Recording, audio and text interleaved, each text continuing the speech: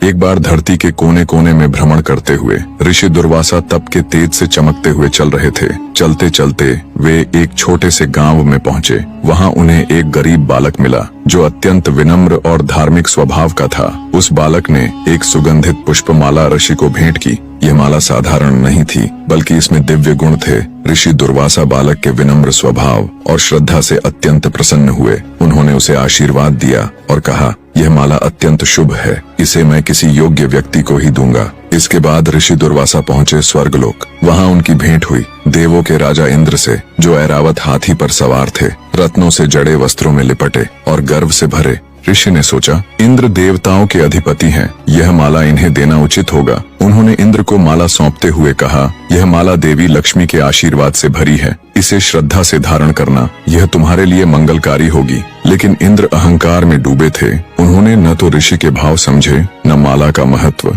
उन्होंने वह दिव्य माला अपने हाथी ऐरावत के गले में डाल दी और यही से एक ऐसे संकट की शुरुआत हुई जिसने देवताओं तक की नींव को हिला दिया, जैसे कोई आम फूल हो। इंद्र के ऐरावत ने उस दिव्य माला को अपनी सूंड से उतारकर जमीन पर फेंक दिया और बेरहमी से कुचल दिया। यह दृश्य देखकर ऋषि दुर्वासा का क्रोध आसमान को चीर गया। इंद्र, तूने न केवल मेरा बल्कि देवी लक्ष्मी का भी घोर अपमान किया है। तेरे अहंकार ने तुझे अंधा कर दिया है, इसलिए मैं तुझे श्राप देता हूँ। देवी लक्ष्मी अब तुझे छोड़ देगी। तेरा वैभव, तेरी शक्ति, तेरा ऐश्वर्य सब समाप्त हो जाएगा और स्वर्ग असुरों के अधीन चला जाएगा। और जैसे ही श्राप पूरा हुआ, दुर्वासा के वचनों की आग में स्वर्ग जल उठा। देवी लक्ष्मी स्वर्ग छोड़ गई। देवताओं का तेज फीका पड़ गया। असुरों ने स्वर्ग पर अधिकार कर लिया और इंद्र अपने ही लोक से निर्वासित हो गया। हारे और टूटे हुए इंद्र व अन्य देवता भगवान विष्णु की शरण में पहुँचे। प्रभु, हमारा उद्धार करे, हमसे भूल हुई है।